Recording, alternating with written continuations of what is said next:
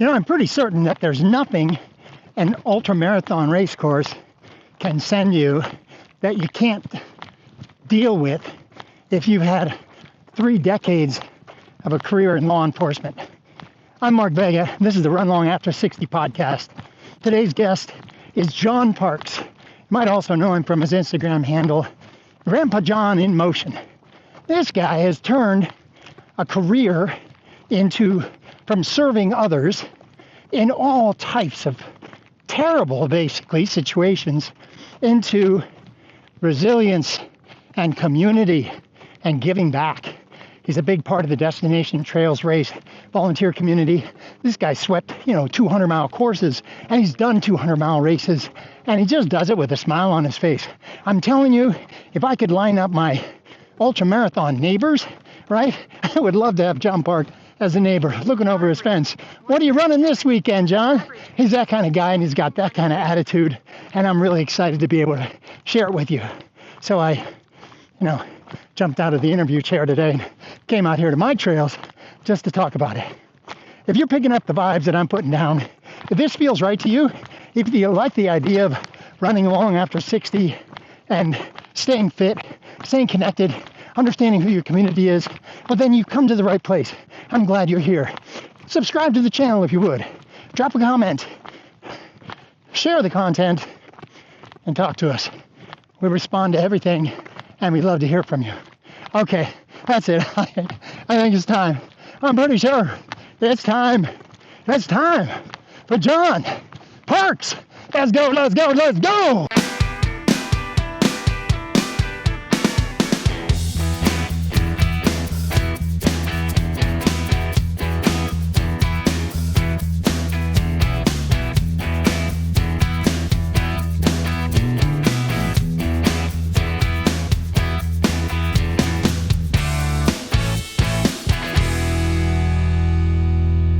All right, here we go. Run Long After 60 podcast. This is a unique version because John Parks is with me today. What an inspiration this guy is, and we'll talk about that in just a second. But he and I had this conversation in May. It was one of the first early recordings that I'd done, and went long, and it was good, and the audio was messed up. And so that's on me. I thought for sure I could fix it, but so be it. This is how it works. But the good thing is, John's like, okay, it happens. It's technology. Let's get in. Let's get in and do it. This is John Parks. I saw him first with Instagram handle Grandpa in Motion. But hi, John. Glad you're here. But first off, what I noticed you changed it to Grandpa John in Motion. Hi, welcome to the show. But talk about that first. Why the change? I just wanted to get rid of the underscore that I had between Grandpa in and Motion. And I just figured when I meet new people on the trail or at events that it would be easier just to say Grandpa John in Motion, all in one word with no underscores and no other details involved. Yeah, that's good. Simplicity. I know it's long, but it's simple. I think it's simpler. It's great. That's a good story. I forget how many grandkids you have, and do they call you Grandpa John? Do you call you Grandpa? What do they call you? Got 4. No, they just call me Grandpa for now. We've got 4. 3 of them are 4 years old, and 1 of them will be 2 in a couple of months. Man, now it's coming back to me. Yeah. Congratulations. So this is Grandpa's job is in full effect right now with 4-year-olds, right? Is it 4, 5, 6, 7, 8-year-olds? You're gonna be working, Grandpa. Yeah. Yeah. When we see them, they're in Idaho, so they're 8 hours away from a driving standpoint, but we see them as often as we can usually no more than every couple of months, or no less than every couple of months. We drive up there and visit for a few days at a time. And yeah, part of reaping the benefits of a lifetime of fitness now is running around with those guys and not getting killed by them. Exactly. And when we last spoke, talk about, you're a pretty resilient guy, and you you'll walk through a broken bone, but you did get a little injury, but it had nothing to do with running. So talk about that, and then talk about the recovery that you've had in the recent months. Well, yeah, I was training hard last fall into the wintertime. Loved where I was at, had a good training base going. And then one day in early January, literally the first week of January, out of nowhere, at the end of a big training week, during which I was feeling really good and putting down a lot of vertical training, a lot of heavy pack training, a lot of mixed up stuff, I went out one day to do what should have been for me a nothing 7 or 8 mile recovery run in the desert. And all of a sudden felt like I just got off the couch after 10 years of doing nothing. Long story short, at least I didn't blow it off. I went in and got seen because I knew something wasn't right. And after a battery of testing, echocardiogram, stress test, ultrasounds, CT scans, blood work, all that stuff that they do with cardiologists in the testing they have to try to figure out what's going on. I was diagnosed with an irregular heartbeat, an arrhythmia, originating in the upper chambers of my heart, which is no joke. It's called a supraventricular tachycardia condition, but it's not nearly, as my understanding, not as bad as what it would be if it were in the lower chambers, ventricular tachycardia. So started some meds in mid-March, and those seem to have done the trick because like we were talking before we hit record, I just added up the mileage the last 5 weeks, and I did a little over 300 miles of running, riding, hiking, and walking the last 5 weeks. And August as a month itself, 4-week calendar month, was my biggest month in over a year, and I'm not feeling any ill effects at all anymore. Unfortunately, right as I got on the medication and started feeling better, I ruptured a quad playing with the grandkids at a local park in Idaho. Literally separated a ligament from the bottom of one of my quad muscles right in the front. There's a muscle called the rectus femoris that runs right down the middle of your quad, right in front. The one that's that you can most see, visible right in front. Yeah. Connects the pelvis to the bone, the knee behind the kneecap, and I tore the ligament and the muscle away from each other. And by the time I got into doing MRI, I had already been functioning pretty well. So at 61, facing potential 6 to 8 month recovery and surgery being done to restore function, but I already had good function again. By the time I got the MRI, I was walking every day again. The orthopedic doctor and myself, we just kind of decided that I could live with it as it is rather than do surgery and spend the next 6 or 8 months rehabbing something that may or may not take, and, moving on. And so with that, first of all, I just think it's so precious and perfect. And of course, that's when it happens when you're playing with the kids. Never had a quad tear. On a nothing little hill with the grandkids. Thousands of miles you've covered in the mountains and otherwise over the years. Is that... That's crazy and interesting. So does that mean that the 600 miles you just covered in this past month, so the quad is, it's detached, or what happens? Is it atrophy? Like what happens when you don't? Well, yeah, the quad muscle, I have a big lump in my quad up above the midpoint, like about halfway between my hip and the middle of my quad. I have this lump, and that's the quad muscle. It's just sitting there. It's detached. It's like retracted. Okay. Yeah, it's completely retracted, and it's going to be there, forever. So whatever. Right. So the hamstrings and the other muscles, I mean, it's quad because there's at least 4, right? So so when you're hiking, do you notice any difference at all, or? No, not really. Initially, when I started getting back into heavier stuff and doing some deeper squatting, when I do body weight exercises at home and work out and stuff like that, I had some range of motion issues because the muscle that had retracted, I guess, had developed some adhesion in there, and I could feel some tugging from time to time and some discomfort, but that's gone away. It's sorted itself out, and functionality is fine. I'm not running 7.5 minute miles anymore. I don't know what that would be like if I tried it, and really don't care because I'm not going to try it. That's not my wheelhouse anymore. Right, you passed that. So you're 60 right now. This is September of 2025. You're 62? 61. 61. Okay. Fantastic. Me too. I love that. Let's go backwards now a little bit, because when I saw you first, I saw a photo of you, I think, probably because a destination trail photo. And man, you're just this robust guy. And I could tell you weren't 40, but I couldn't tell how old you were really. But I thought, man, this guy is just, I aspire to be that. And I'm pretty sure, John, that's what happened when you decide you want to buy a red car. All of a sudden you see red cars. So after I made the shift, I'm like, there's so many people out here over 60 doing long runs, hard things. And I think that's what happened. I opened myself up to it, and there you have it. So I was so happy to see you out on the trails. And now you've got 58 races on Ultra Sign Up, which is amazing. I'm such a baby in this, right? I just started, but it's really, I'm so grateful for Ultra Sign Up to have that as a resource because you can really see what they've been, how the races we choose, and they're not all on Ultra Sign Up ultimately, but the race we choose is pretty, it's a good story that we can see. And a note that I made to myself in our last conversation was you like, no, this is a lifestyle. It's not a hobby.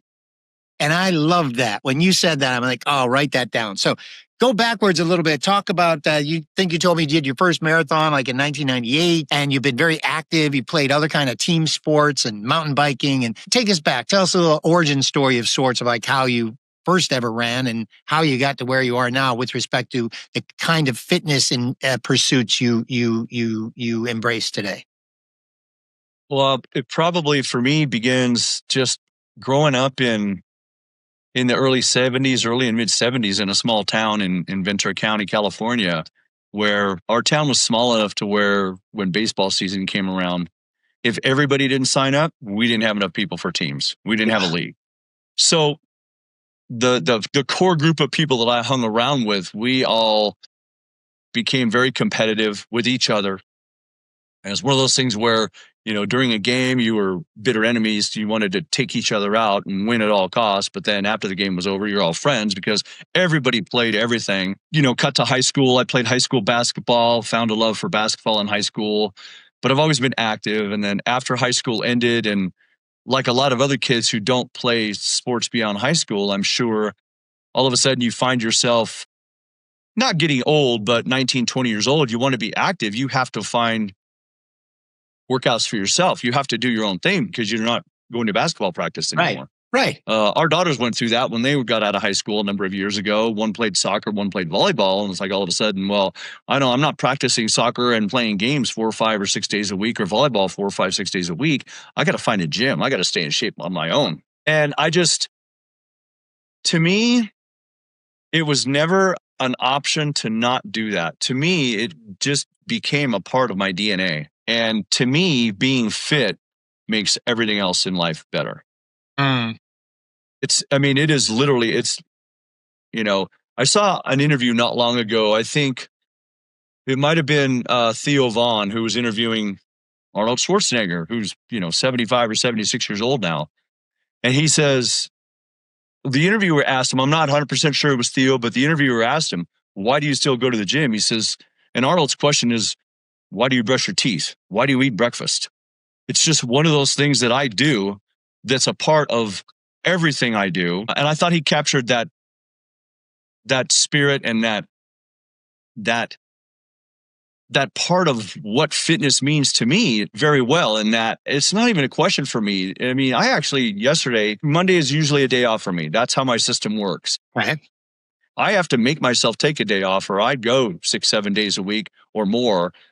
But you need a rest day. You need a reset. And that makes sense. But I work harder to find a day off for myself than I do to find a reason to go out and run and ride or do a bunch of pull-ups and stuff like that. It's just one of the things that defines John Parks.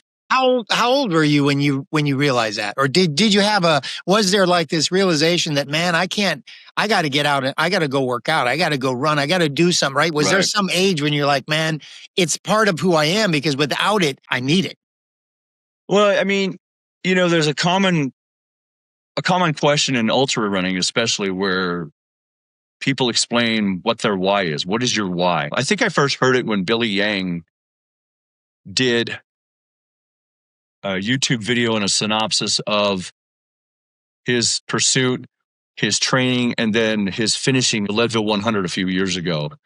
And when I first saw that video on YouTube, that was when what is your why became a much more widely used phrase in the ultra community. And I don't know if he's the one that originally coined it or not. I just know that what is your why type of question and inquiry when, especially during an ultra marathon, when things are going really not very well and you're not feeling good, keep your why in mind. Why are you out here? What is your why?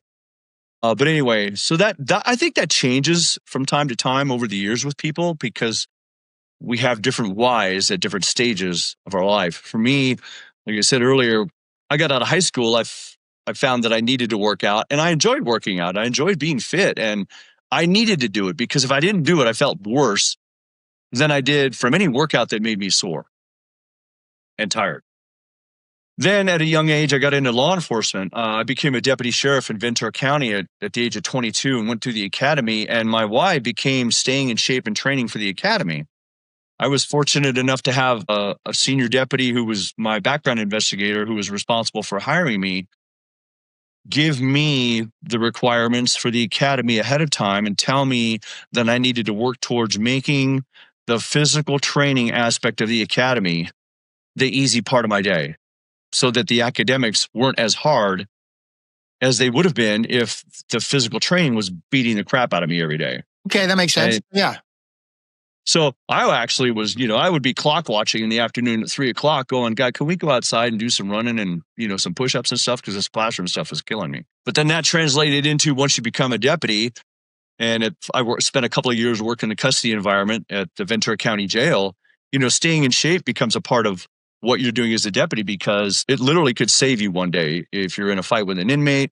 And then later on, when you hit the streets, and I left the sheriff's department and went to a municipal police department in Southern California, but when you're a patrol officer working graveyard shift at 2 a.m, even in a city where you have 7 or 8 other partners out there, you still might be involved in an altercation with somebody that might last 45 seconds or a minute or 90 seconds before help gets there.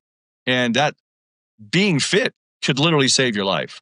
And if you're not fit, it could cost you your life. So that was my why for a number of years. And then by the time it translated into wanting to set a good example for my kids and staying in shape, by then there wasn't really even a why anymore. It was just I'll never not be in shape. So that's who I am. How many years, and you were service for 30, how many years in law enforcement? 31. 31. Wow. So I'm assuming there's different jobs obviously in law enforcement, but way you describe it, if you're on the streets or you have that amount of tension, like that's what it is. It's like a rubber band. It is, you've got to maintain that level of tension. You got to maintain a level of fitness so that at any moment you just got to be ready. Right. Yep. And absolutely. that I can't imagine. No, not that. How much of that, now that you trained all for that, and then you retire, then you stop it, you get out of law enforcement. Do you take, aside from the habitual fitness, do you take anything from all that law enforcement experience and preparedness and readiness? Does that impact how you eventually segue into, doing long runs and trail running? Absolutely. Absolutely. I think my career experience and my life experience, being a granddad now, but also being married for a long time and raising 3 kids with my wife. I think even people that aren't in law enforcement, when they reach our age, you become more reflective. You have more life experience. You have more tools in the bag of mental health that are going to help you when you are in the middle of an ultramarathon or in the middle of ultramarathon training.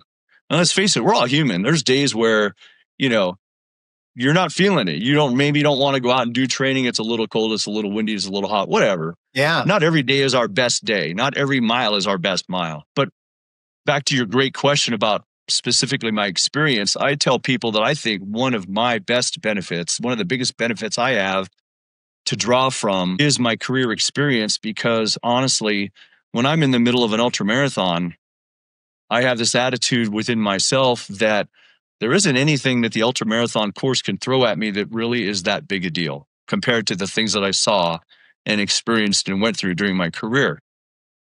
And God forbid, even if I run into an emergency on the trail where I encounter a runner who has a serious injury, or God forbid, they're down and out and they need CPR, I know what to do. I've done that. I've done that a bunch of times. It's right in my wheelhouse. I would just kind of go right into autopilot, and I've already planned in my head on more than one occasion when I'm out hiking or running by myself. I run into somebody who's having an emergency. Where am I at? How do I get help?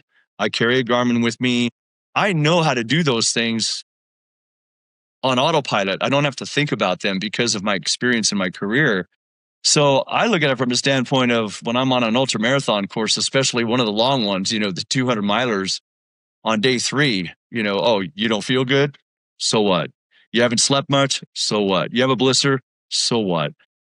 I'm not responding to a serious auto accident with children involved.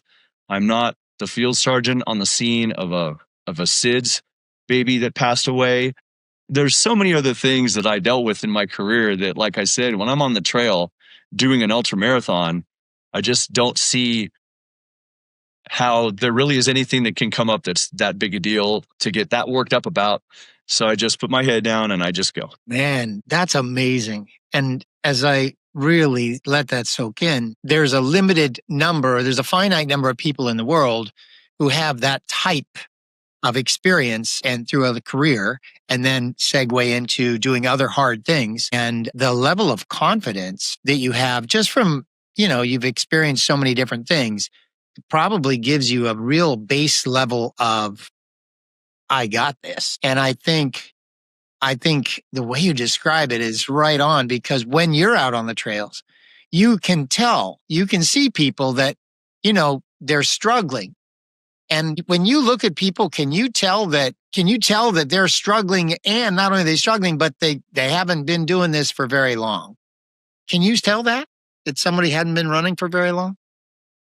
No, not as much. I wouldn't say that. When I run into somebody on the trail who's struggling, I just kind of treat it as a fellow runner who's struggling, who's having a down moment, who might need a little help.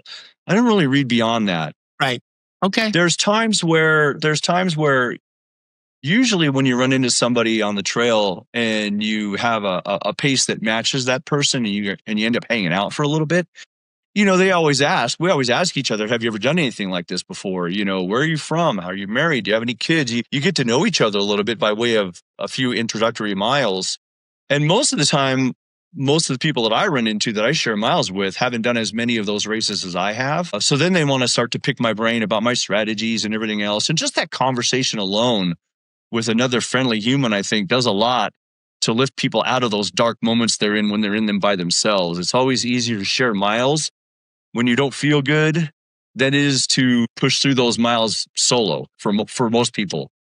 But I don't really read beyond, how you doing? I'm not feeling it right now, or I got this going on or whatever. Okay, well, you want me to hang out? Let's hang out a little bit. And I've had people offer to hang out with me at times, and I've hung out with other people at times, and, ticking away 5 or 6 or 8 or 10 miles to the next aid station with a friendly face and a friendly voice can be a lifesaver, literally, out there. I mean, it really can help boost your mood and just get you to the next aid station, which is what the big events like the 200 milers are all about. It's about hopping aid stations. It's not about doing 200 miles all at once. You can't, like the old saying goes, you can't eat an elephant all at once. You got to eat it one bite at a time, right? So just get to the next aid station, hit the reset button, hydrate, eat, feed, sleep if you need it, and then boom, and then repeat as needed. Right. I love that. Listen, I want people to take a moment to check this guy out, right? If I have an opportunity, if I'm in the middle, imagine I'm in the middle of a long ass run and I see this guy out here just being himself. This is exactly, I think, one of the kinds of people you love to see out there, because we know it's hard and we're doing hard things, but we're in it together. And so when I saw this photo, I'm like, man, this captures the attitude that, we're out here to have fun. You're not trying to come out here and suffer. Right. And I love that image. And I think conquering the suffering is part of the fun, though. Overcoming it is part of the fun for me. And doing hard things, like you said, is maybe it comes from, it's an indirect result of my career in law enforcement, this desire that I have, this enjoyment that I have in doing things that are unusual. Doing things where most people look at you and when you tell them what you do, it takes them a minute to even process what you're talking about. Well, that's law enforcement. I mean, at any given day in the United States of America, there is less than 1 million police officers active duty. I think the last number I heard was about 900,000 out of 350 million people. It's an unusual career. Ultramarathoning to me is a lot of that same. It's a lot of that same way of looking at things. It's a lot of that same pursuit. It's doing something that's unusual. I love the looks of bewilderment that people get on their faces when you tell them about your last race. I did this, and you can tell it just takes them a minute to register, and some of them can't even register it. And the answer, or the comment we always get, you may have heard it, I don't even like to drive that far. Well, Right. okay. Right. Right. But I do get a little bit of sinister pleasure out of that reaction. That is one of the things that I like hearing is like, yeah, because that's kind of a reinforcement for me in my own mind, for us, that you're doing something that's unusual, and you can complete those tasks, and you can train and do your homework and put in the time and the effort to get to the start line and then the finish line, later on in the event. I just enjoy that. I just really like doing I bet weird you things. do. I can't wait to see you out on one of those courses. So this is your a 200-mile master.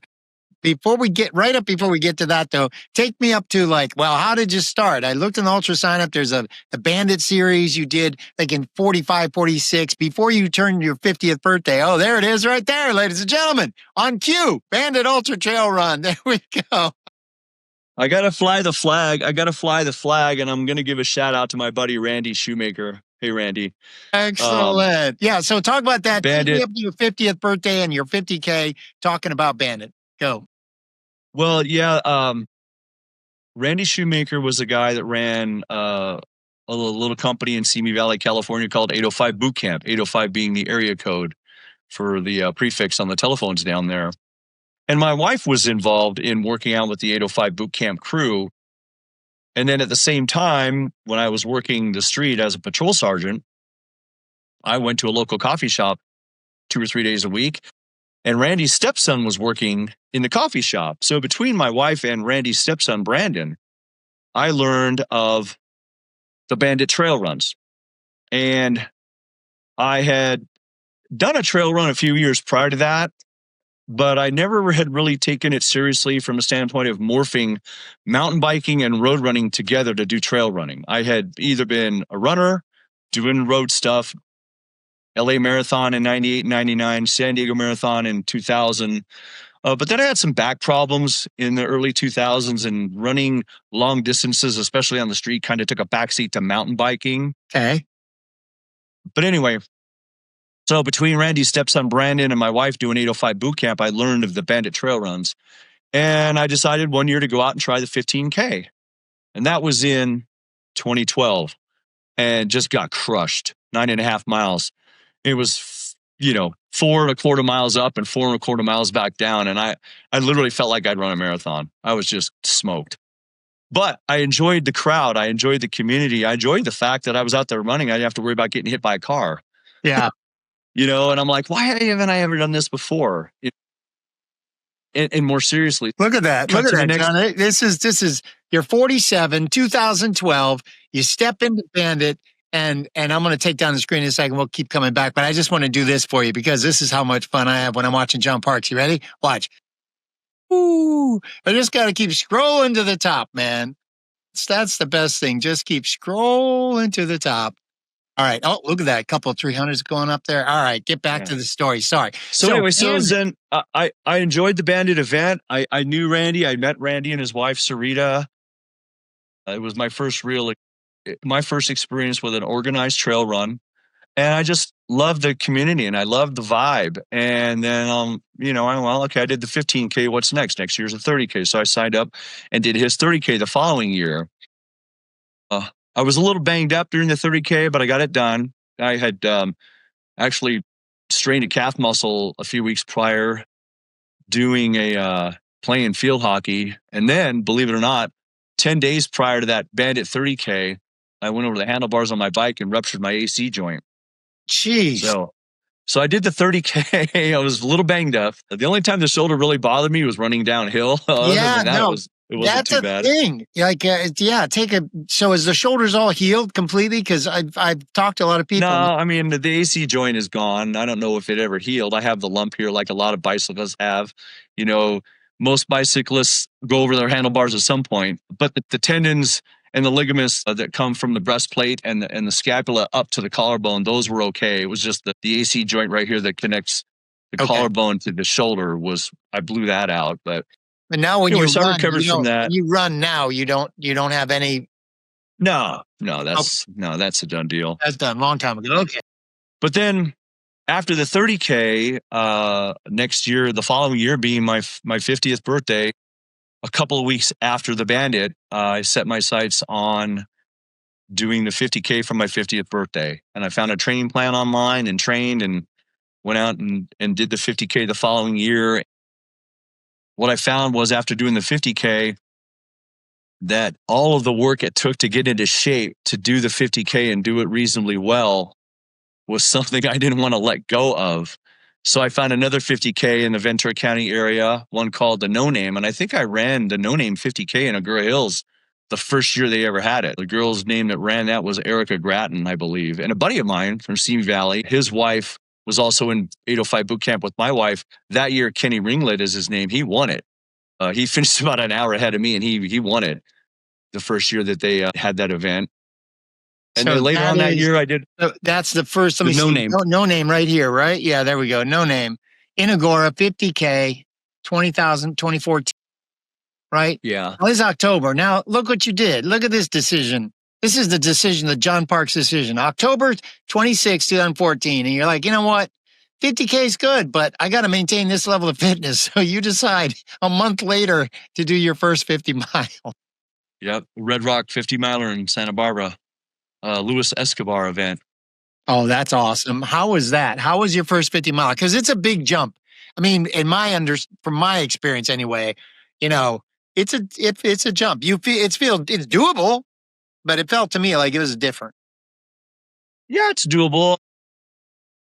I preach and I tend to believe, I've read before and I've heard it said many times, you know, that if you can run a half, you can run a full. If you can run a full, you can run a 50K. If you can run a 50K, you can run a 50 miler. It takes an adjustment in the race pace and the event pace, especially in the first half. You know, if you're running 50 miles, you want to blow up you don't want to blow up a mile 25 because then it's going to be a long day. Yeah. But the training base isn't extraordinarily different. It isn't. I mean, it's not like you have to take the difference between a 50K, which is 31 miles, and a 50 miler, which might be 51 miles. You don't have to do, 50% more training to conquer that next distance. You upgrade your training some, but it's not exponentially. It's just not huge to me. Everybody's different. Everybody has to do what works for them. I always tell people that ask me about training and philosophies and all this other stuff as to how to set yourself up for success at these events that everybody's different. Everybody has to do what works for them. And that can be as individual as your DNA itself and your fingerprints. If anybody, any coach, any elite out there ever preaches that they've invented the one way of conquering these distances, I think I would question that a little bit because everything is Don't different. buy whatever they're trying to sell. Don't buy it, right? Yeah, because No, I mean, and that's just my opinion. I think when it comes to ultramarathoning, there's 4 absolutes, especially during an event. Okay. Those are your feet, your hydration, your nutrition, and if needed, your sleep. Now, those 4 things are like a table leg. If one of them collapses, most tables won't stand on 3 legs. So there goes your race. But how you achieve taking care of your feet, hydrating yourself, getting your nutrition on board, and sleeping if you need it is all an individual choice. It's just that those 4 disciplines have to be addressed. So, but the training for me from a 50K to the 50 miler, I already had the base. I don't really think from that one in October to November, I did any additional training. It was as much recovery and getting ready to do the 50 miler and then just not doing anything stupid the first 25 or 30 miles and going out semi-easy and then finishing in decent shape, and having the ability to finish in decent shape. Plus, it also, you do your homework and you look at the course. I knew that course, the midway point of that 50 miler course was the low point of the course because you start in the mountains of Santa Barbara on the other side of the mountains from the coast and you go up and over the mountains and all the way down to the beach. And that's the turn. So then the real climb begins. So I knew that between mile 25 and about 33 or 34 was the big, big climb coming up from the beach. And once I hit maybe mile 35 or so, the rest of it was rolling and downhill back to the finish line. So I kind of figured that I wasn't going to make or break. I wasn't going to make my race in that first 25 miles going down to the beach. But if I didn't save something for the big climb out, that if I got to mile 35 and 36 and was completely destroyed, well, that last 15 or 16 miles wasn't going to be very much fun. So it's about doing homework for the course too. And you nailed it in that regard. The story that you just, the concern you had about coming over the hill, was that what race was that? Was that that was 50 miler? Or was that? Yeah, that was the Red Rock 50 miler. Okay. At what point in time do you pace Randy Shoemaker? At what time do you pace him? Did you pace him at the AC 100? I'm trying to. Yeah, the following year. Was that related to that? Okay. So you've run a 50 miler. Let me get back into the calendar here. And then from February 2015, and not that we're too old to cover all of the races, but the next big step up might be that had you ever crewed anybody or paced anybody for a 100-mile race before you worked with Randy Shoemaker? No, that was the first time I had been involved in a 100-miler. And that was pacing Randy on the back half. That was on the old Angeles Crest 100 course. They haven't done it the last couple of years because of some fire damage in the area. Right now, for instance, it's an out and back. It's 50 miles from Wrightwood, California, up in the San Bernardino Mountains. San Bernardino or San Gabriel? I forget. San Gabriel Mountains. They do 50 out and then they do 50 back. They used to run from Arrowhead, up near Arrowhead in the San Gabriels, all the way down to Altadena, a point to point. And Randy did the point to point that year. So I paced him the second half. I met him at mile 50 and we finished together. And that was my first involvement in a 100-miler in any way, shape, or form.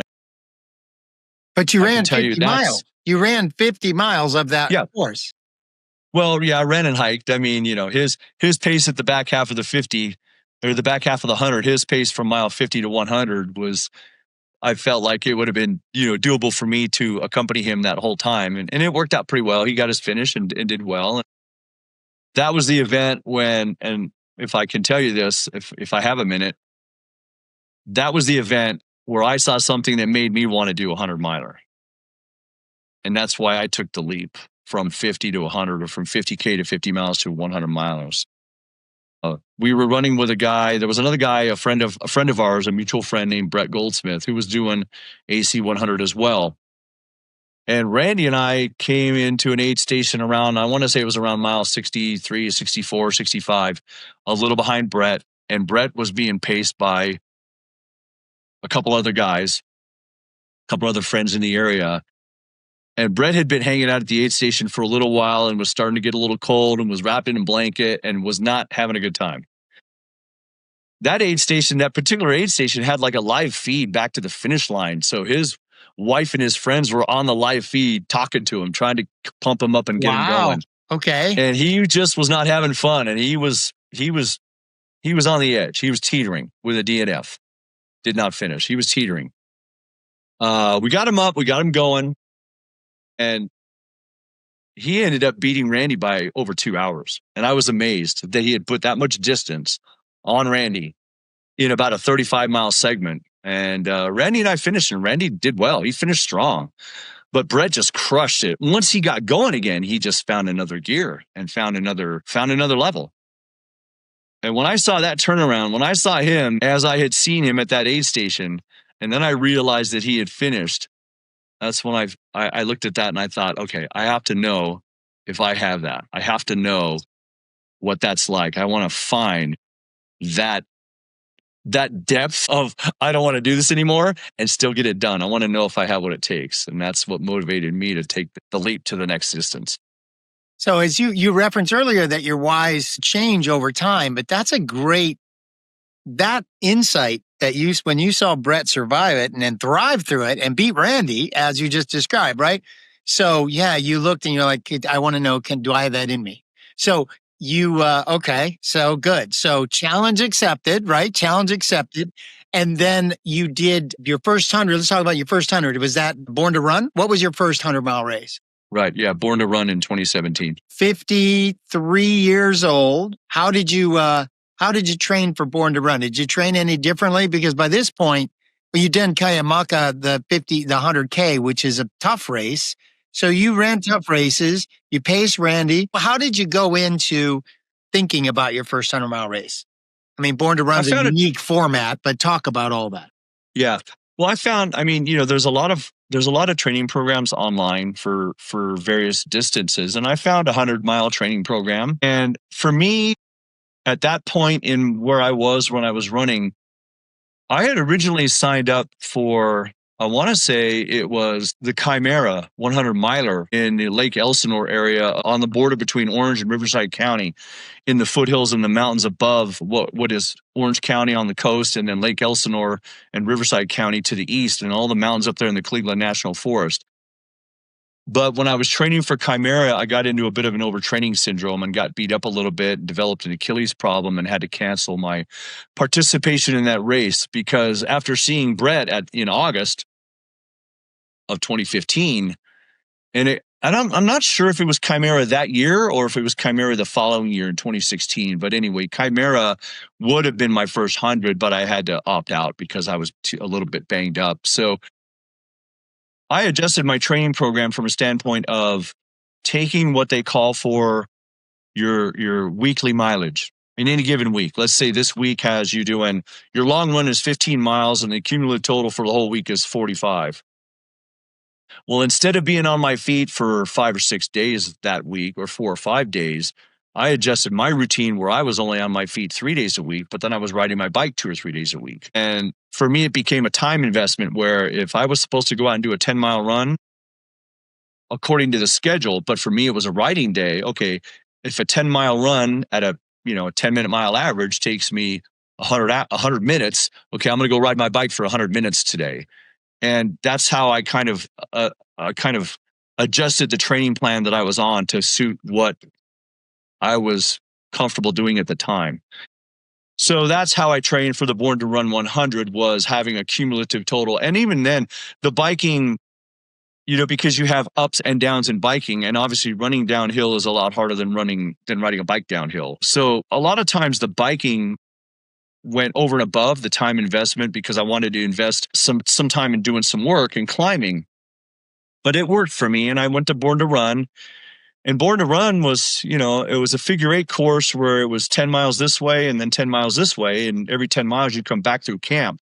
And you're doing the figure 8 basically 5 times to accomplish the 100 miles. It's a 20 plus mile figure 8. But every 10 miles you're coming back into camp.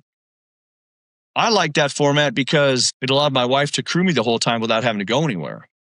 Because every 10 miles I was back through camp. And there were some loops when the weather was nice where I didn't even carry a pack with me. I just carried a couple of water bottles on the course to do a 10-mile loop and just topped them off at the aid station in the middle of the loop, or had a snack in my pocket or whatever.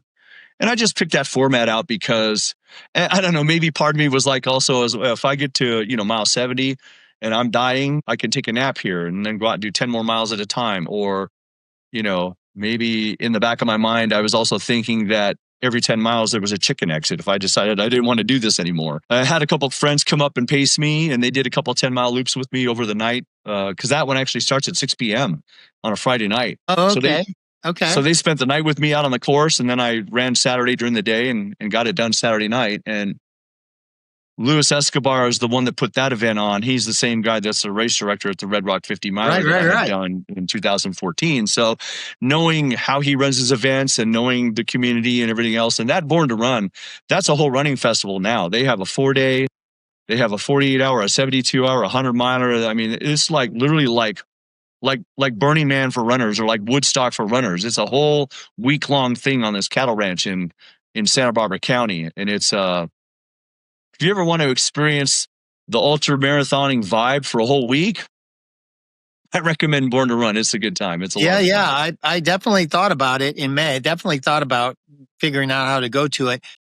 I think it would be a lot of fun, and I think it would be just a good challenge. It's a kind of format that would be a good challenge, and it feels almost so completely doable because of the convenience. Like it's one thing like at Javelina when you do, a 20-mile loop, which is one thing, but the idea that you just 10, 10, 10, 10, 10, it might be a really fun, it'd probably be a really fun challenge. I like the idea.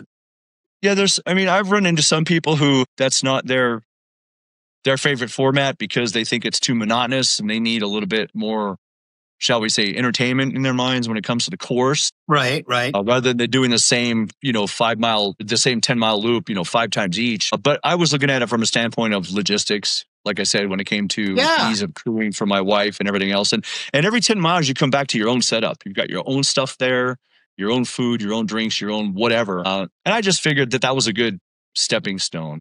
Yeah.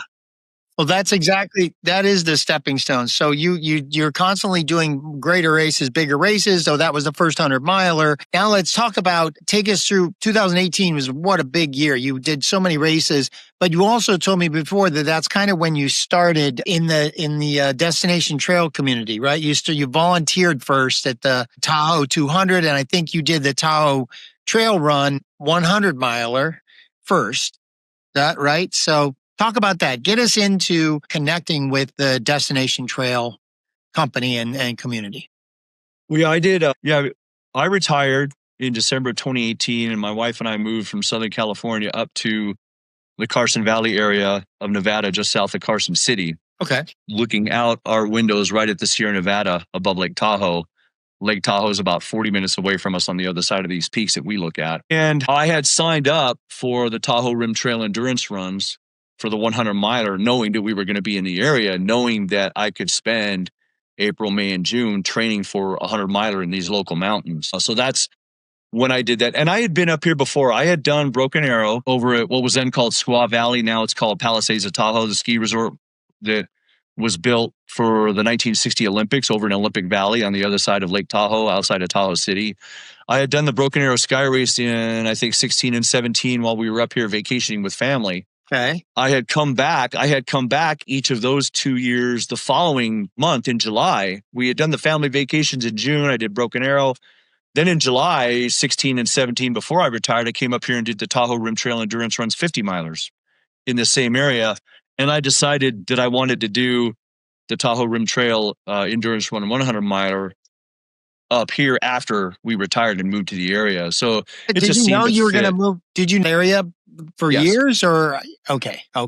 Yeah, we when we were doing family vacations at Lake Tahoe and in the mountains around here and having our family reunions kind of in a summertime area, because summertime was better for scheduling for all of us. A couple of our kids had left home and gone to school and everything, and we would focus on June because that way we didn't have to deal with weather considerations when it came to them traveling. Holiday time periods were sometimes easier for me to get time off than it would have been for me to get time off during the holidays.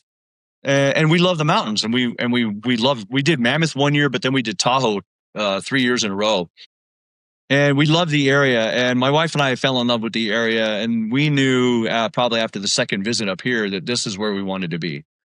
So we actually, after I did Javelina 100 in October of 2017, I had taken 2 weeks off of work, like my last vacation before I retired.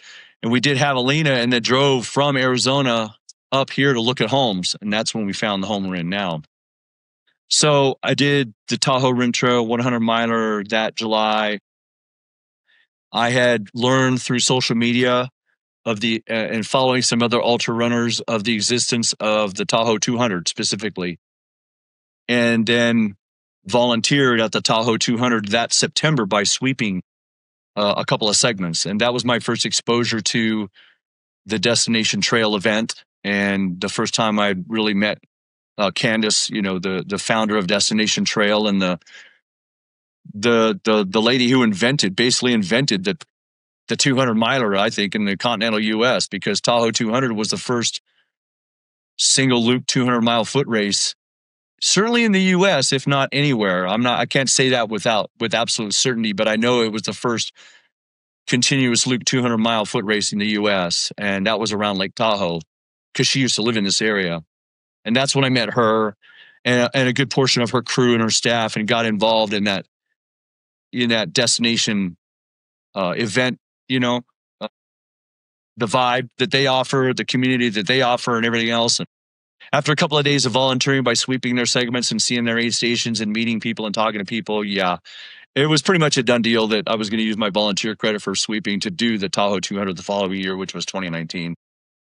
I'd never heard until I saw you say it, and last time we got to talk about this too, but what a brilliant idea to be able to sweep those courses. So the really long distance, it's hard to, some people like to reconnaissance, do recon trips of places, and sometimes you have to get acclimated to the altitude or the heat, or depending on the race. Brilliant way to volunteer to sweep. Your feet are on the course. And I Right. think, and you got a job to do, and the job isn't to be fast. The job is to be safe. And the job, right? Your job is to be safe and gather all the, pick up the markers, right? Right. And usually, invariably, you end up catching up to a couple of the back of the packers that may be having a hard time. And some of them want some company, some of them want some space. And I always tell them when I run into them, there's no right or wrong out here. There's just you. You want 50 yards of privacy? I'll give you 100. You want some company? I'll talk your ear off for the next 3 hours and keep you going. Whatever you want, whatever you need, I'm here for you as the sweep. Because some people don't like having the sweep on their heels and some people don't mind. It's totally up to them. But yeah, I mean, and for us living in the area, I don't need much of an excuse to go up and play in the local mountains, And if I can volunteer and play in the mountains, then even better. Yeah, it was your description of that and your move that really got me thinking about that same thing. And when I talk to people who have the opportunity to run long distances, volunteer, be a part of the community, some describe themselves as being retired, like you do, right? And all of them describe as having done other things in their lives because we're over 60. We've done a lot of different things. But I realized the value of living where you're running. And so to really be plugged into that community where you live in the mountains that you love is perfect. And I will say this too. You also introduced me to this app called Relive, and I ride motorcycles. And so I had this app, the Relive app, but only used it or thought about using it on motorcycle rides. And when I saw you use that Relive app to track your runs, especially because you're up in the mountains doing such cool things where you're at, it was very inspiring, man. To see you out there in the hills, man, covering 12, 15, 16, 22 miles, whether you're hiking, whether you're running, whatever, is really inspiring. And it's gotten me to think a lot about, okay, where do I want to go? You guys got to Tahoe. You decided, I want to go there. That's kind of what I was inspired to look at, John. You've had me really thinking, yeah, you can go anywhere you want. And so to be a part of that destination trail community. And so your first Tahoe 200, right? This was your first it was the first 200-mile race. So that's interesting. So you do the first Tahoe 200, September 2019, right? Right. You're 56. And at that time, or 50, 55 maybe, do you have, how aware are you of your age, if at all? At 200, running your first 200-mile race? I never, up until January when my arrhythmia popped up, I never really thought about it, But you start to think about it in different terms when you have a little bit of a sure of a glitch on the radar of health. Right, like the old saying goes, when you're healthy, you have 1,000 problems, but if you have a health problem, you only have one problem. You only have one. That's right. Oh, so after that slap in the head back in January, I've been, I don't want to say obsessing about it, but I've been more keenly aware of it. Okay. But back in 2019, which was only 6 years ago, right? I wasn't aware of it. I didn't think at the time, and it's not that I thought I was bulletproof or anything like that. It's just that I just didn't see any limits.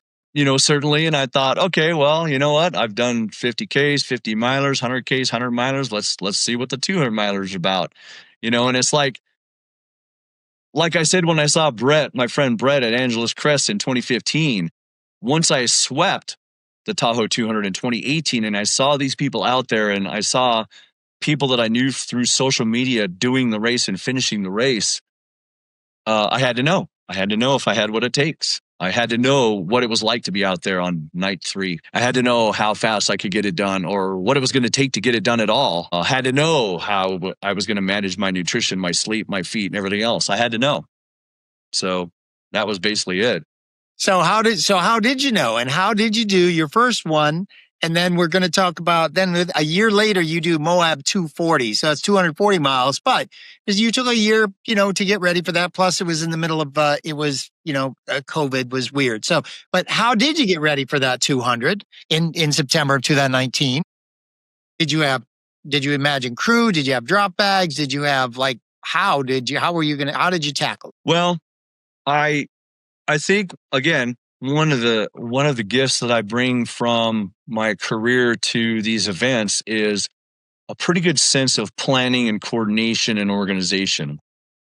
Okay. And I picked the brains of some people that I knew on social media that had done them before, but I didn't really know them personally, so I didn't really reach out to a lot of them. What I did more than anything was just kind of cyberstalk them. And I read their recaps, and I looked at some of the videos, and people would put up a YouTube video and they would talk about nutrition or they would talk about sleep. And I just tried to gather the intelligence from people that had done the events before. Catra Corbett, you know who Catra is? Absolutely. She's Right. a goat. I knew her from social media, but I'd never met her in person. But I knew she had done the Triple Crown of 200s and had done a bunch of these events. And just, in watching how they went about it and how they planned and how they train and looking at their videos and looking at their recaps and everything else was the basis for me planning out my own 200-mile attempt at the first time out. Back then, parking wasn't as much of an issue as it has become the last few years. So for my first Tahoe 200 and for Moab in 2020, we were still allowed to have a motorhome on the course at aid stations. As those became a little more popular, parking became an issue, so they've been outlawed because they're too big. Right. And you see a lot of people with Sprinter vans and rented cargo vans and pickups and stuff like that. Right. But we still had a motorhome back then. So my wife and I rented a motorhome, and my buddy and I, Brett, the guy who did Angeles Crest in 2015, he signed up for Tahoe 200, and we went 50-50 on the motorhome. His wife came up to kind of crew him. My wife was crewing me. Kenny, the guy that won the No Name in 2014, the first year they had it, and a friend from Southern California, and another guy named Bill Matthews, who actually is signed up for Tahoe 200 for next year, his first 200-mile attempt, and I'm sure he'll do fine. Looking forward to seeing him at Tahoe next year. They came up, and we had this team where they were going to rotate pacing us, and our wives would drive the motorhome around, and we would just leapfrog the course as we went around the lake. And that was the plan. Brett and I were going to try to do as much of it together as we could, so that from a logistical standpoint, if we weren't split up, then we didn't have to worry about, the motorhome and everything else. He ended up struggling with the altitude and ended up, I pulled away from him. He needed a nap at mile 62, 63. So I pulled out of there on my own. And then he ended up dropping at mile 88. But to his credit, after getting some sleep and sleeping off the altitude sickness that he had a little bit of, he volunteered at an aid station for 8 more hours over the weekend and then paced me for 20 miles later in the race. Wow. But anyway, we had the motorhome, and I just figured out, I'm going to push through the first night without sleep because I've done it before, like a 100-miler. I'm going to get to mile 100 and I'm going to see how I feel, but definitely shut it down and get some sleep. And that was my plan. And then after that, it was going to be sleep as needed, if needed, whenever it was needed. I was sure that it was going to be needed. But the idea of pulling multiple nights and being up for 48 hours at a time really didn't appeal to me that much. I knew I was going to be taking naps along the way. When I got to on that loop course, Heavenly Mountain, which was at that point on the loop course, the midway point, I actually stripped down and took a shower in the RV and got a big meal and everything else and slept with my legs propped up to elevate them for probably at least 3, if not closer to 4 hours before then I got up and headed out again. And that kind of by default is how I developed my strategy for 200 milers. Well, that's I got good. a boost of, well, I was going to say, I got a boost of confidence when Brett and I on day one, probably around the 40, 50 mile mark, we ran into Catra. And actually that's the first time I'd met Catra in person and shared some miles with her on the course. And we started talking sleep strategy. And I found out that mine was pretty similar without knowing to what hers was. And with all her experience, that was a big boost in confidence to me from a standpoint of thinking, okay, my plan isn't completely crazy because she's done all these 200-mile races. And my plan is pretty close to what she had in mind as well. Yeah. So that worked would out. that'd be a good confidence booster. And I love I love the RV too. What a great idea. Yeah, she's amazing. Catra, Reborn on the Run. She's gonna be on a podcast in a couple of weeks. She is a goat. Oh, cool. She's one of the greatest of all time. Her story's amazing. She's, the first woman to run 100 hundreds, and she's run over 200 of them now. She's just a masterful runner and storyteller, and seems to be a very humble person. So I can only imagine if I'm you and you're on your first 200-mile race and you've been doing a couple of things, and she's sharing the miles and listening to you. And when you said, oh, I did this and this, and she's like, oh, that makes sense. That's good. I did the same thing. Yeah, I can imagine like, okay, man, Yeah. I'm right where I need to be, right? I got it. And people like Catra and a friend of mine, Sean Nakamura, who's done a bunch of these, Wes Rittner, who's done a bunch of these, people that I've met at these big 200-mile events, Mike McKnight, who's won a bunch of them, who's crushed the Triple Crown on occasion. And although I think Killian Korth is probably, when he does Moab this year, if he finishes strong, will break McKnight's Triple Crown time record. He could do that. But I look at people like that. Who, in my mind, are elite people. But they set such a good example on how to be ambassadors in the community and on the course and be nice to people and share advice and share counsel and pick you up and tell you you might want to think about doing this instead of this, instead of going, well, that's a dumb idea. Try this. They're just so gracious in sharing their knowledge, their experience, and wanting to help the next people in line who are trying to conquer these big events, that they really also reinforce to me that's why whenever I run into somebody who says to me or asks me, have you done any of these? And this is number 6 or this is number 7. And they want to pick my brain. I take it as a compliment. And I always work really hard to share whatever experience I have with them and try to help them and tell them what I do, with always offering the disclaimer that we're all different. And this is why I do what I do, because it works for me up to this point. If I find a better way, I'll try it. That's for sure. But this is what I do and what works for me up to this point. Like I said, people like Wes Rittner and Catra, Corbett and Sean Nakamura and Mike McKnight, the people that I look up to, despite the fact that they're all younger than me, I look up to them as far as their 200-mile experience and their abilities. They set the tone and they really showed me what I want to be when it comes to helping other people achieve their 200-mile goals. It's perfect, John. And that's really why I reached out to you, because I like to do races I do things I haven't done before. And it's not always just distance. Sometimes it's a format that's different, or I'm doing it for particular reasons. While I'm 62, I will run my first 100K. I will also run my first 100 miler. And in no small part, there's you and another guy that's been on the podcast already. The two of you have really inspired me. So I put my name in the lottery for Bigfoot, and I'm in for next year. So I'll run my first 100K, 100 miler and 200 miler within a span of 10 months. Because in part, I see what you're talking about. I get the community, but I also get your choices. So I put this up. So here, let's look at this. September 2019. There's the 200 miler Tahoe, right? Then you go a year. There's COVID, so it's weird, and COVID is weird. But look at this. You jump up from doing a couple 10Ks, and maybe you did other things, probably ran out in the mountains during COVID. But you then sign up to do Moab, the 240-mile race in October. And I'm just going to scroll up a little bit more. You do Tahoe again another year later, and then you do Bigfoot a couple of months after that, and then you do Moab a couple of months after that. You do the Triple Crown of 200s a couple of months after that. So I wanted to just ask you to start in 2019. That's the first one, but you must have got the bug. Did you feel like, John, that you discovered the sweet spot of distances? Like, when you hit that after Tahoe and maybe when you went to Moab, because it's a big difference, different type of terrain, different type of everything. Is that when did you fall in love with the 200-mile distance because of Moab or at Moab? I would even say that after Tahoe in 2019. Okay. I knew those were the races that I wanted to do for the next few years minimum. I had actually signed up for Tahoe in 2020 as well as Moab, but Tahoe got canceled because of COVID. So I ended up only doing Moab. I had also signed up for Tahoe in 2021, but then we had fires in the area that became an issue, and the Forest Service closed everything down in August and September because of the fire danger. Literally everything here was closed up in the mountains, the Tahoe Basin, El Dorado National Forest, Placer County, Washoe County, Douglas County, they just shut everything down in 2021, which resulted in Tahoe being canceled again.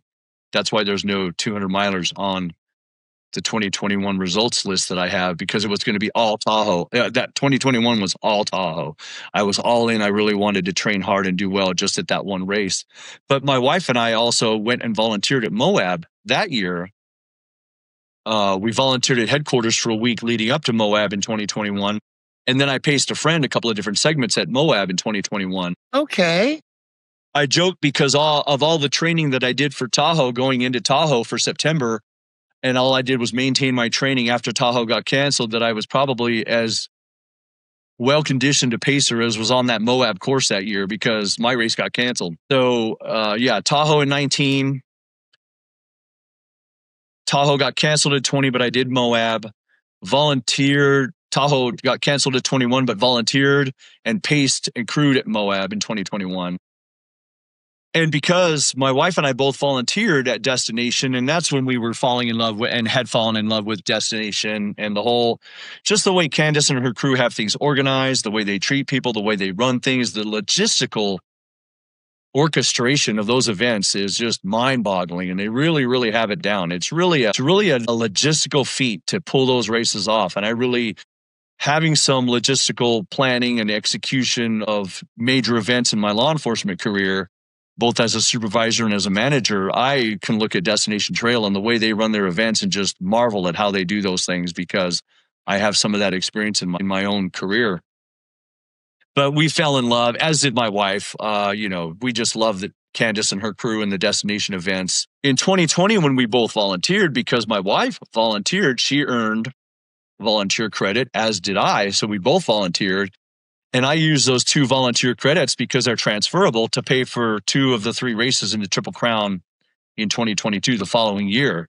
And that was part of the deal for us, part of the motivation. I mean, we love the events. And even if they didn't give us that generous credit, we would still volunteer. It's just a bonus when they give you those generous credits. So like I said, I was able to do the Triple Crown in 2022, all 3 events for the price of 1 because my wife had volunteered alongside me at Moab the previous year as well. And I always had the Triple Crown in mind as a progression. 1 race in 19, 2 in 20, which 1 got canceled. All in for Tahoe the following year, which was a deferral from the year before because of the cancellation. And then that got canceled.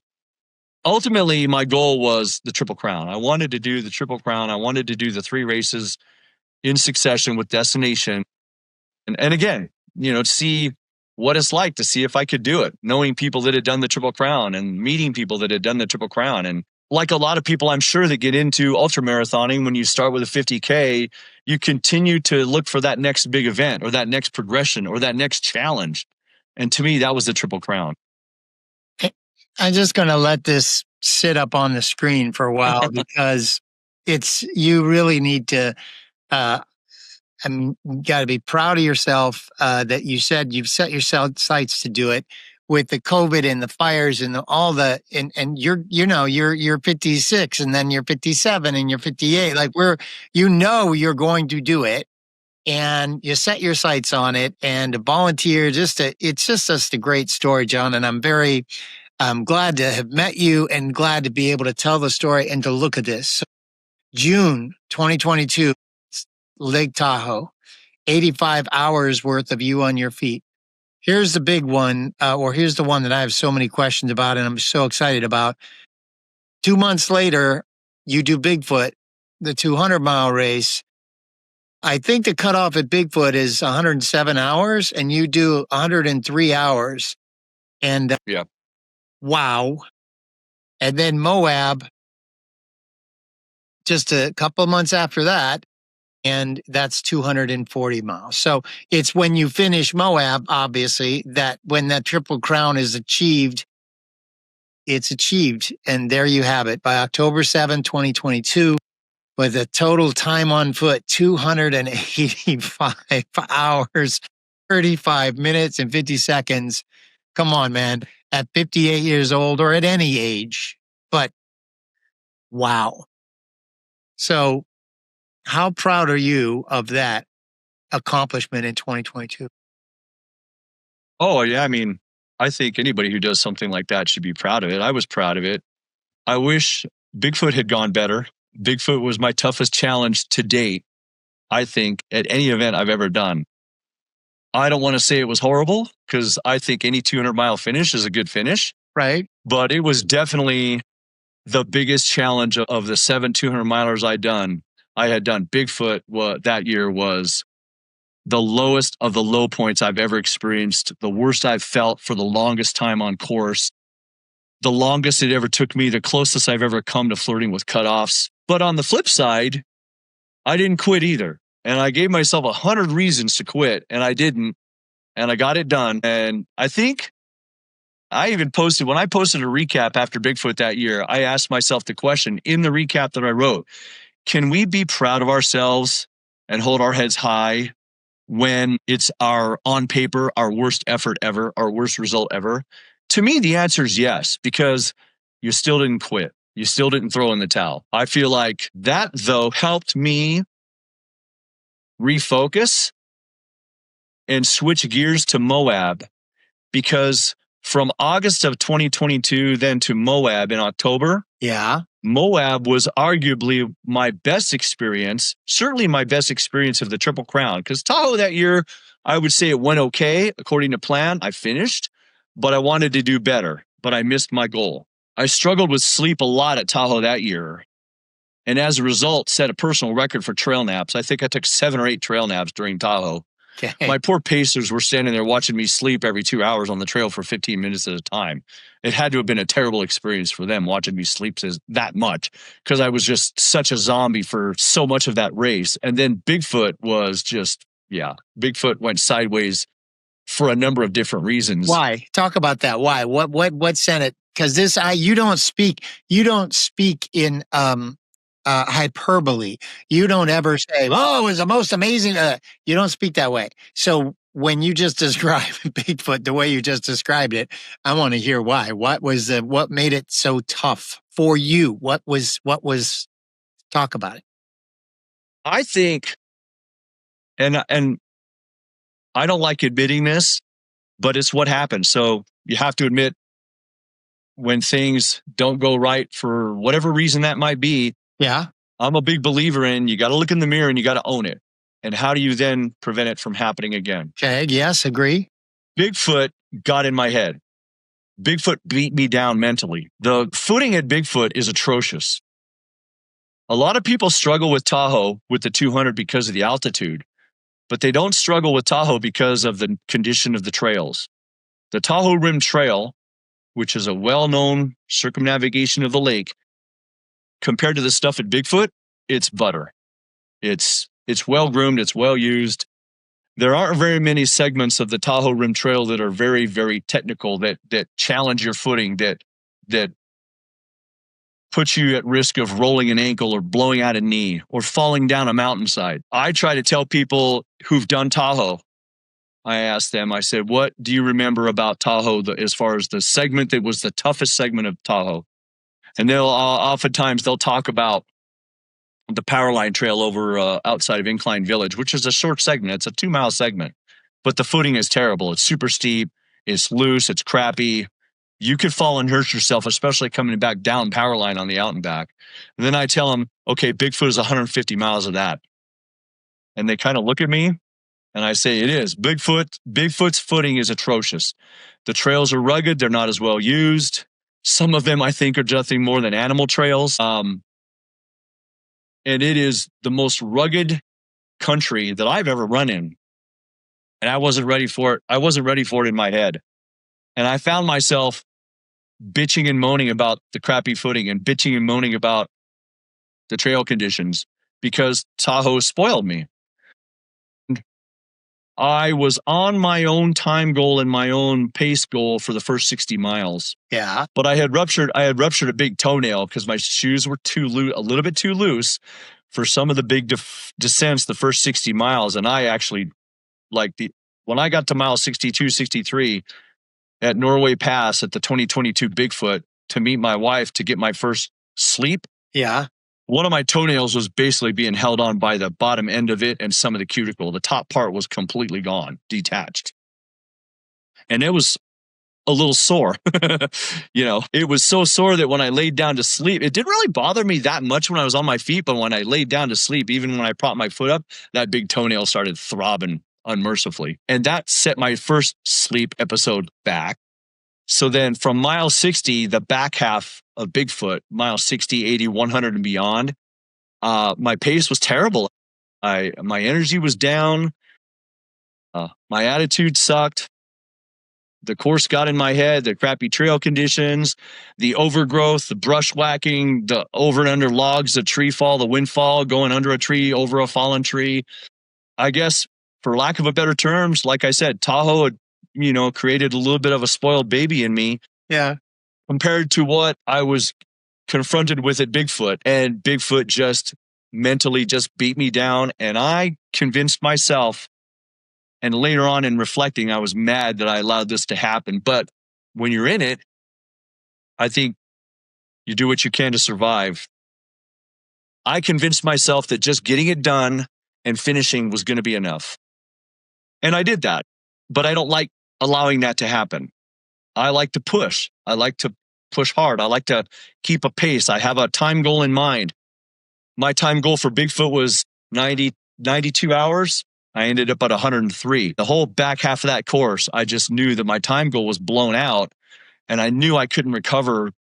And every time I tried to pick up the pace, I just started feeling crappy again. So I don't know, maybe some of it was physical, but I think a lot of it for me, it was up here. I think my attitude got crappy and that affected my physical performance. And, it wasn't my best race. I finished. I survived. Long story short, when I went into Moab at the end of the year, I switched gears. I had a time goal in mind, but I decided, and probably I'm sure too, I spent a lot of Bigfoot alone. It was lonely. I was alone a lot. I hardly saw anybody on the back half of that course. I was in the back third of all the participants and I spent hours alone. And that hurt too, because being lonely and being alone when you're feeling terrible, it's a grind. And I just think it was just kind of a perfect storm that wore me down. And funny story, I got to the Twin Sisters aid station at mile 160, 166, 167. Yeah. At about 1 or 2 in the morning. The cutoff is 8 o'clock, 8 or 8:30. My wife says, how long are you going to sleep? And I said, I'm sleeping until the sun comes out. I'm not going out there at night. Screw that. She says, cutoff's 8 or 8:30. I said, I don't care. I said, I can get the last 50K done in under the cutoff, but I'm not going out there again at night. I'm done. So I slept till about 6 o'clock that morning, got up and got going again at 6:30. It's the closest I've ever been to being cut off. And then, finished at 4 o'clock or 4:30 the next afternoon and got it done. But what I was going to say was, then going into Moab, I refocused and I decided I made a conscious effort to focus on the people at Moab. So every person I met on the trail at Moab, I took selfies with. Put their name in the notes on my phone and remembered who they were. And I made Moab all about the people. And I switched gears from maybe a time effort or a goal time or anything else to let's just go enjoy the vibe. And it made Moab 180 degrees more enjoyable compared to Bigfoot 2 months later. And that was my best experience of the Triple Crown. Not my best time, not my best finish, but my best experience of the Triple Crown was because I switched gears and made it about the people and took pictures with everybody and hung out with people. And if their pace was kind of similar to mine, I'd hang out with them. If theirs was a little quicker, I'd try to keep up with them. And when I made 2022 Moab about the people, boy, it sure made the bitterness that I had in my own mind from Bigfoot evaporate away. And by the time I got done with the Triple Crown, I wasn't mad. I was mad about Bigfoot until Moab started. And then by the time I finished Bigfoot, I wasn't mad about, or by the time I finished Moab, I wasn't mad about Bigfoot anymore. And you did the Triple Crown. You completed the Triple Crown. So bravo. Yeah. But this is a guy who says, never mentally, never in my head. I don't ever have to worry about that. So had you had a race before Bigfoot, had that ever happened to you? No. Like, to that extent? I had never been that low before. That was my lowest point. Were you retelling it and I'm like taking your emotions, right? But as you're talking about the trail and knowing that you're a steward of the trail. You volunteer the trail. You've done sweeping. You've really maintained and helped the community, destination trail community, certainly at Tahoe. These are clean trails. You love them. You love them. Were you pissed off? Like, were you like, when you were going through, like, this is bullshit. Like, what is this? These these rocks and under the logs, and this is ridiculous. Was there ever that part that you were cursing at the trails at Bigfoot? Oh, yeah. Yeah. I took 5 or 6 falls. No, really? I mean, yeah, I took a few spills, and I mean, by the time we started day 3, I felt like I'd been playing football for 2 days in a row. I was beat to hell. And just, like I said, just the perfect storm, some trip and falls, and not being prepared for the rugged footing and the rugged terrain, and being caught off guard by the rugged footing and rugged terrain, and then my time goal being shot down, and then the big toenail, and just, John, I think, but I really believe this. It's like, if you look in the world of professional sports, elite ultramarathoners, how many times did Walmsley run Western States and not win it before he won it? And how sweeter was the time he finally won it because of the previous experiences that he had on the course? Yeah. Yes. And I'm a big believer in, we control our own reaction to the situations we find ourselves in. We may not control our circumstances, but we control how we respond to our circumstances. Man's search for meaning, Dr. Viktor Frankl. Sure. That's right. And I'm a big believer in, we control our reaction. And I was upset at myself after Bigfoot that I reacted so poorly. Understood. It's not about the course. It's not about the down tree. It's not about the fall. It's not about the bushwhacking. It's, you reacted poorly. You let yourself become a baby, John. You let that course beat you down mentally, and your reaction was crappy. And that reflected in your physical ability and your effort and your result. And that irritated me more than anything, which is why then 2023 became all about Bigfoot. Nothing else except Bigfoot. Right. For me. You said that when you first said it, that, you were disappointed in yourself and, that reaction. I get that. I'm big, Viktor Frankl as a supporter and admirer and a big, fanatic of Stoic philosophy. So I'm with you with that. But I got to say thank you to this too, because in May we didn't cover it. We covered it, but we talked about it differently. And since that, our first conversation and now, I put in for the Bigfoot lottery in 2026 and I was selected. So I take out that credit card and I am in. And I'm in a way that I've never been in anything before. And it's excited. Every moment, every fiber of my body is now ready and in the middle of this training cycle to get me through the races and just to enjoy each one of them. But listen, hearing your retelling of it right today, right now, and the lessons you learned about Bigfoot are really inspiring. So because you faced something you never done before, I'm so glad you got through it, just because it's critically important that you got through it.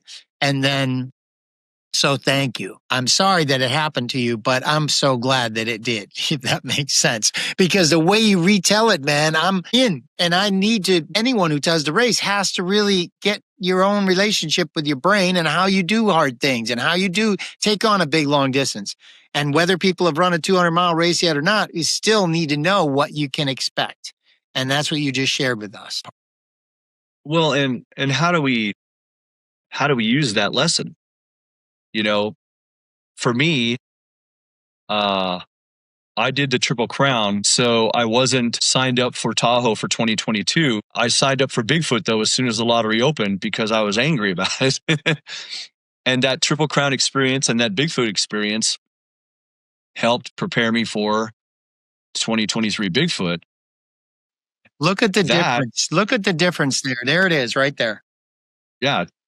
12 and a half hours off the previous year. And that was all up here. So, I mean, I knew how to train, but I wouldn't say that my training was significantly different. That was all in my head. And it's funny, I hit Norway Pass, the first sleep stop, right about the same time I had the year before. But then the next progressive segment, a few segments after that, I had the same race plan. I did not change my race plan at all. Okay. I left it as it was from the year before because I thought that was a good guide. Just because I had screwed the pooch the year before doesn't mean it wasn't a good guide. I just didn't measure up. And every subsequent aid station after I woke up after sleeping at Norway Pass at mile, 60, I think it's 63, 64, when I realized I was on schedule or ahead of my schedule that got completely destroyed the year before, that became a positive snowball rolling downhill. I get to mile, 120, 130, 140, whatever. And now the other thing that's interesting about Bigfoot is that because I maintained my previously self-assigned schedule from the year before, and I didn't fall apart, I started seeing different parts of the course during night and day. Mile 120, mile 30 the year before had been at night. Now I'm looking around during the day going, this is what this looks like. 12 hours made a big difference. Yes. Wow. Yeah, so 12 hours. And every aid station I hit, I'm on schedule or ahead of schedule. 60 minutes, 90 minutes, 2 hours ahead of my own schedule, which of course told me that I was way ahead of the year before. And yeah, I'm like, oh, that's where I slept last year. I'm 12 hours ahead of schedule because last year I hit that spot and it was middle of the night and now it's 4 p.m. And that became so the opposite effect of what had happened the year before Bigfoot, that became a positive snowball. And every time I hit one of those crappy sections of trail, I was like, oh yeah, I remember this. Oh yeah, I remember this. No big deal. But the other thing I did too was in 2023, especially in the Pine Nut Mountains, which are east of where we live, the Carson Valley is in a bowl between the Pine Nut Mountains to the east and the Sierra Nevada to the west. The Sierra Nevada on the east shore of Lake Tahoe is west of us. And I did as much training in the Pine Nut Mountains because there's a lot of Jeep trails out here. And I was seeking out the ruts, seeking out the crappy footing, seeking out the river rock, just to get myself over the mental hump of not everything you're going to run into at Bigfoot is butter like the Tahoe Rim Trail. Yes, understood. And I spent a few months preparing myself for Bigfoot's crappy footing. So when I was up there in the crappy footing, I was, been there, done that. No big deal. Just keep going. And the mental state I was in, especially the second half of Bigfoot in 2023, was 180 degrees better and different than it was the year before. And that resulted in a 12.5-hour improvement. I can also honestly now look in the mirror and think, okay, 2022 was just one of those flukes, one of those events. I did it the following year, 12.5 hours faster. I don't feel like I have to go back now. Right. You have a great relationship with that race, and you went in two different ways and two very different experiences, but you crushed it. But I also had this in the back of my mind: if it takes me 100 hours again, okay. At least I know Bigfoot just has my number. I was going to do Bigfoot in 2023 and I was going to be happy with the result no matter what it was, because if it took me 100 hours again, okay. Bigfoot's just one of those courses. And I would have been fine. Yep. And I knew that going in. So I had this state of contentment no matter what the result ended up being, to where I was like, I'm going to do it one more time and it is what it is. And because I improved, I have that same outlook where it's like, okay, I improved. Last year was a fluke. I proved it to myself. What else is out there? You sure did. In 2024, two big races. Talk about this at 60, right? You do Tahoe, then you do the Big Sky 300, a stage race. Had you ever done a stage race? Then, no. Okay, talk to us about that. And then looks ahead. Looks like you're ready for Tahoe next year. But first, you're going to go to the Arizona Monster, the 300 mile. So tell us about the 7-day stage race, then Arizona Monster, and then I got a couple last questions. All right. Stage race. Tahoe being the backyard race, that's the one I'm almost always going to defer to. I did it last year. I didn't do it this year because I was going to do this year. I was going to do Monster and Cocodona, and I wasn't going to do Tahoe. I was just going to volunteer. But then because of the arrhythmia, I had to defer from Monster and Cocodona till next year. So that's where the Monster registration Okay. comes up for next year, that's a deferral from this year. As is Cocodona. I'm on the wait list for Cocodona. So if I get off the wait list, then that deferral will be there as well. And then I signed up for Tahoe again next year because it's my backyard race. That's going to always be my first choice. So last year we did Tahoe, and then Helgi Olafsson, who's done a bunch of the Triple Crown several times and done a bunch of 200 milers. The Mighty Gallatin is an adventure event, not a race, an adventure that he puts on with a small group of people who ask, if they can be a part of it, and he interviews them and he decides. People that he's met over the years are the ones that are typically going to get in because he's looking for the right people for the right fit for the small crowd that it is. And I was fortunate enough to be invited to be a part of that event. And my wife volunteered the whole time as well. And that is a 7-day stage event in the Gallatin area between Big Sky and Bozeman, Montana. Absolutely brutal. My challenge to him was, I think I issued him the challenge when we were actually at Bigfoot together. We shared some miles together at Bigfoot in 2023. And I asked him, I said, have you ever had a 60-year-old come to the Gallatin? He says, no. And I said, I think you need one. Knowing that I was going to be 60.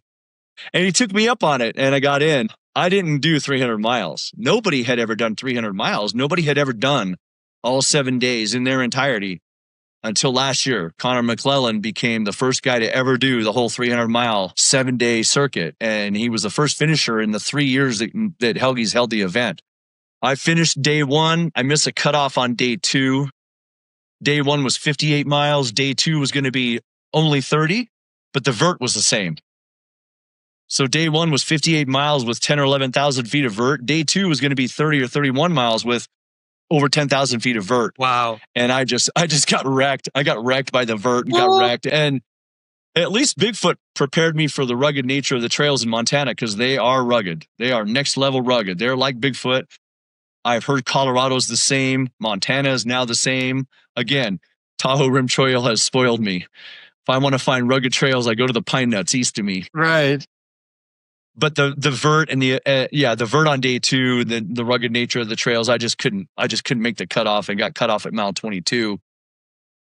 And then I decided, okay, I'm not going to get 7 for 7 done. You know what? Let's take a day off. So my wife and I took Monday off. I took Monday off. I stayed off the course. But my wife and I went into town and did runner laundry. We bought some groceries. We ran some errands and kind of switched mode from runner to volunteer and had a down day. And that's the type of people that Helgi wants there is that, okay, your race fell apart. What are you going to do? Are you going to leave? Or are you going to stay and help? And we stayed to help, So then Tuesday went out, day 4. Connor and I, the oldest and the youngest, were the only ones to finish day 4.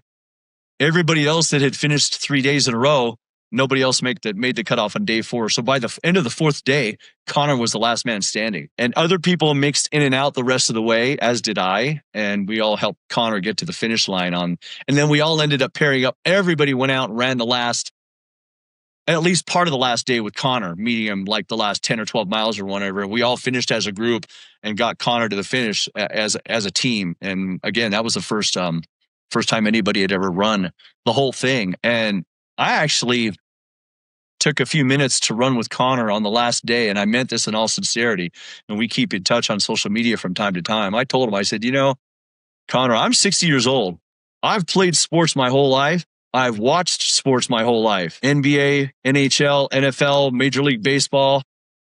I watch all the big events in the sports world, golf, tennis, whatever. I've seen some amazing athletes at some big events. And I said, you are as good an athlete as anybody I have ever been in the presence of doing something like this. What I saw him pull off in those 7 days was, to me, maybe it's a fringe activity because there's only 15 of us up there to see it. But I'm telling you, in the world of ultramarathoning, it was something else. It was absolutely extraordinary. Wow. It was that course, what I saw of that course in those conditions on those trails, to do 300 miles in 7 days. It was arguably the most amazing athletic feat I've ever been right next to in my whole life. It was something special, and I'll always be grateful to have been there to watch that. Right. That's so gratitude is powerful. And yeah, I was exhausted by the time you described day 2, let alone the whole thing. Oh my God. This has been so good. I'm so glad we got back on. Thank you for that very much. You've got so much experience, and you already told us the 4 things that are critically important, but I think they're worth repeating, right? So imagine someone's just coming in now in their 50s, or maybe they're 60, and they're thinking about doing their first 200. Maybe they've done lots of long distances. Maybe they haven't. What are those 4 key things that we have to think about again to really dial in for any race, but in particular, if you're going to try to do a 200? Well, like I said, if anybody ever tells you they have it figured out, I would be careful about that. Don't believe. We all have it figured out for ourselves. Right. How that translates to other people is individual. I can tell you that when it comes to the event, the 4 things for me, the 4 things I think apply to everybody. How we achieve these 4 things is up to the individual, but you got to look after your feet. You got to hydrate. You've got to eat. You got to keep your calories up, your nutrition, and you've got to sleep. Now, Killian Korth, who's probably, if he does well at Moab, will win the Triple Crown. You know, I am, and I met him at Tahoe, and we keep in touch and keep track of each other on social media a little bit as well. I really never thought I'd see 3 people, all 3 podium finishers at Bigfoot last month on the original course, all go under 48 hours. And he did it in 45. And think of this. There's a lot of people out there that know about 100 milers. Maybe don't know as much about 200 milers. These guys stacked up, and Killian's time was 45 and change on a 200 miler with 44,000 feet of vertical. So picture doing back-to-back 100 milers with 22,000 feet of vertical, and each one of them is 22, 23 hours without stopping. If that doesn't put it in context for people that know about 100 milers as to how amazing that 200 miler that he ran was, I don't know what will. I agree. The fitness, and he's going without sleep. Those guys aren't sleeping. They're putting maybe they catnap at an aid station for 5 minutes while somebody's filling a bladder or something, but they're basically up on the course. They're basically up for 48 hours in a row. Yeah, the fitness level is. Most of us have to look after sleep, though, and I know a lot of people that catnap 20 minutes at a time as they progress. I know a guy that did Tahoe back in June that did it in 78 hours, did really well. And he never slept more than 60. I think his big nap was 90 minutes. And it worked for him, and it worked well. Me, I need to prop my legs up and sleep for at least 2.5 or 3 hours on a couple of different occasions. And then maybe do a 90-minute nap. If I know I only have, 40 miles to go, I can survive that last 40 miles on a 90-minute nap. That depends.